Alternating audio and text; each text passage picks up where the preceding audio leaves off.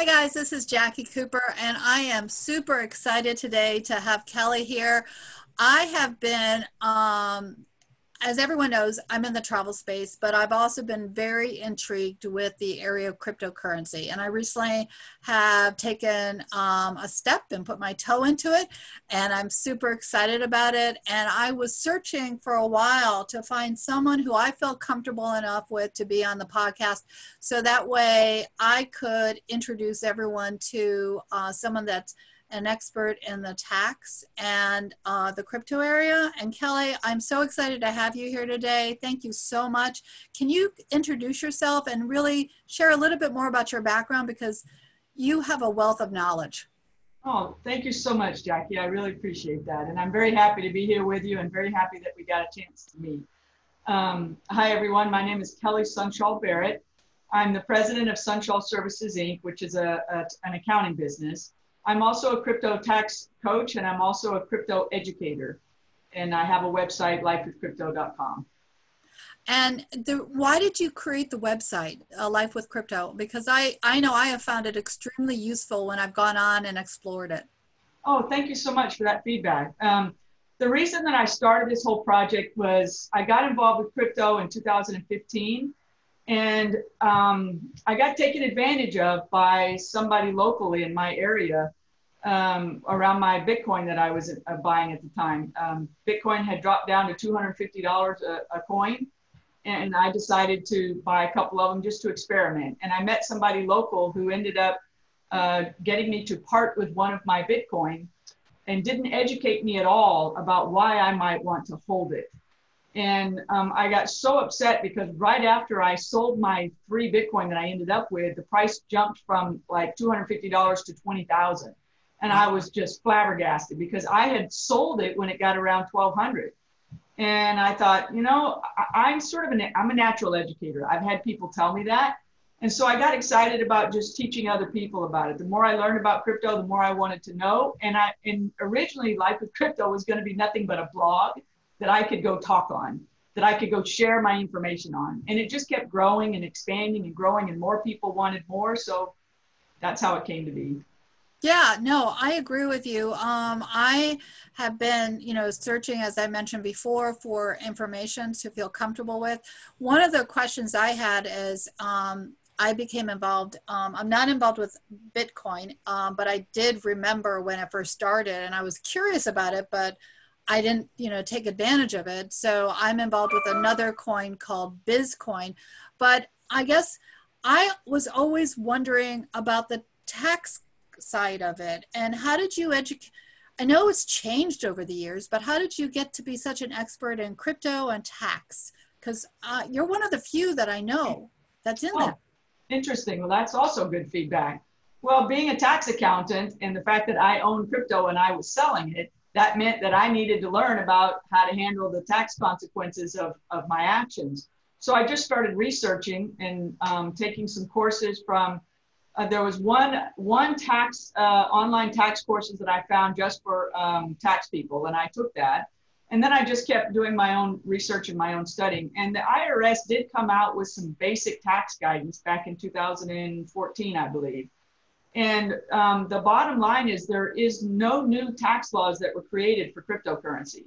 The IRS's tax guidance first came out in 2014, and then they came out with some more in 2019, was basically to teach us accountants how to handle cryptocurrency transactions within the framework of existing tax law. Interesting. I know that you have a variety of courses and other information on Life on Crypto.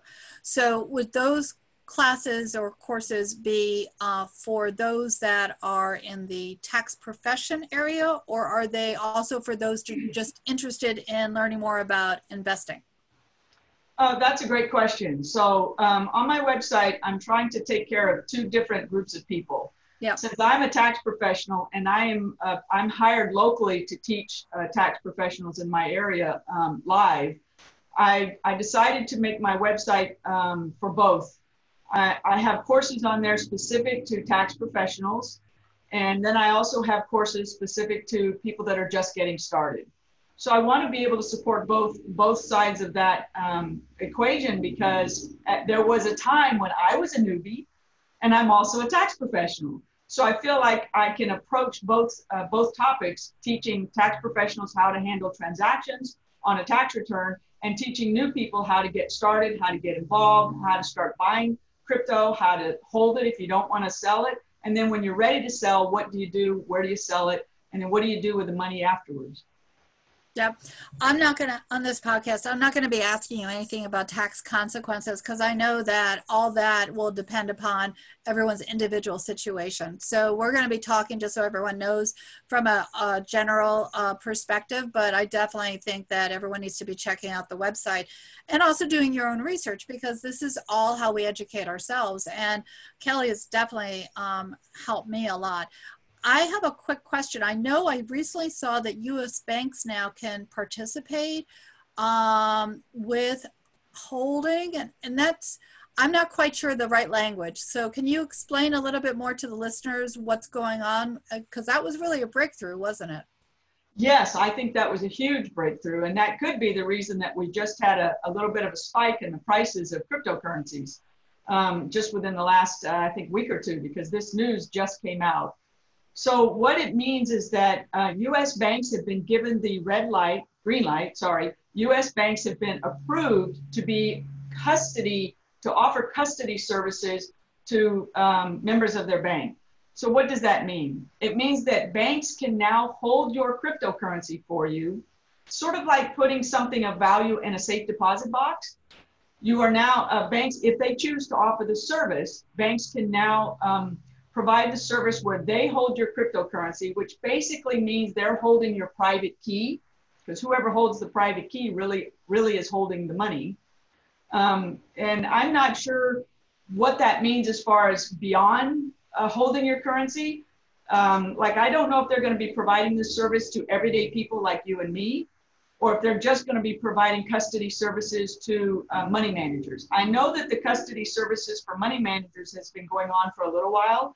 Just not very many banks have been doing that. So this is not really new.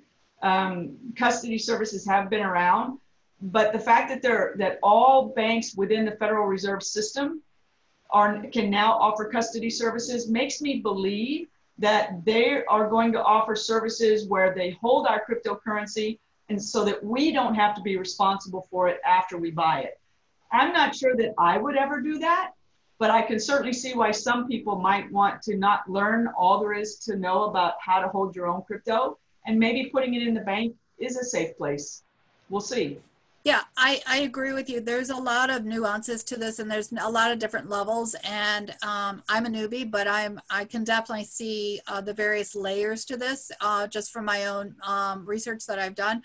But also for those that are listening, Kelly and I will be doing future podcasts, and she's going to be, doing podcasts on her own as well.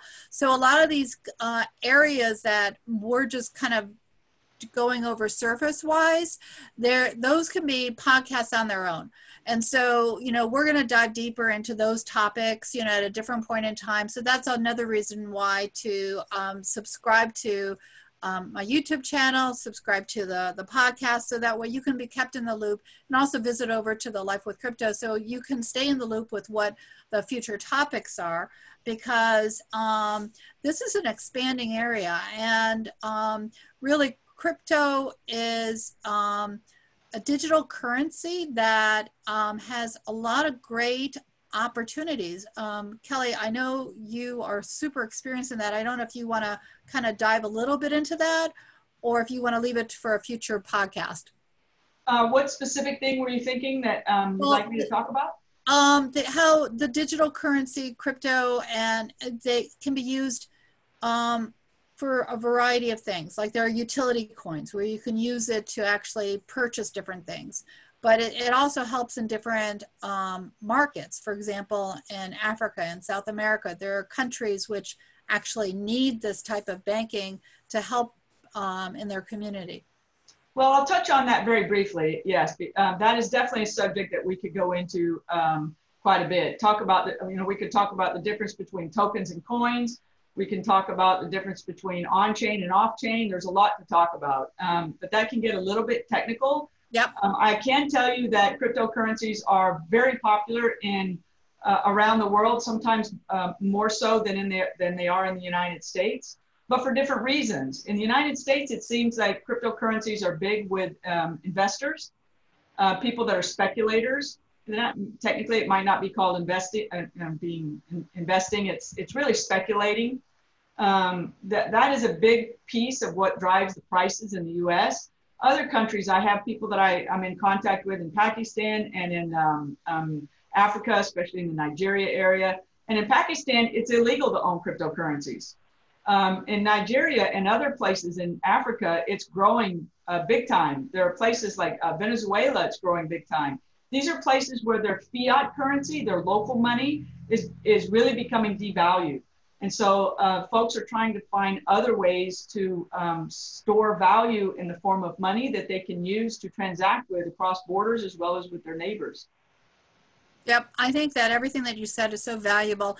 So I really want to encourage everyone to reach back out. Kelly has created a really great freebie, and that I can share with you when you reach back out to us. Any last minute idea that you want to share with any of our listeners who might be thinking about getting involved in the cryptocurrency area, or who might have other questions? Anything else you want to share? Sure. I'd love to invite all of our listeners to come check out the lifewithcrypto.com website. It's a social learning site, and I do have a program there called Get Started with Crypto.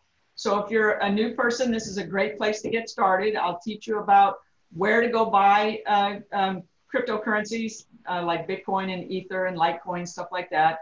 I don't know where you mentioned BizzCoin. I'm not sure how to guide people where to buy that, but I'm sure that's something you can share with them at some point. For sure.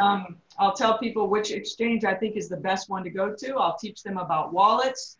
And eventually we'll also be teaching people what to do when the price goes up. There'll be time when you'll want to sell some of it. And then what happens to your taxes. So lifewithcrypto.com is a great place to come and get started. I totally agree. I think it's such a valuable resource, and I know I'm going to be referring to it often. So thank you so much, Kelly, for being on. Guys, go ahead and subscribe and listen for the future podcasts, and thank you so much.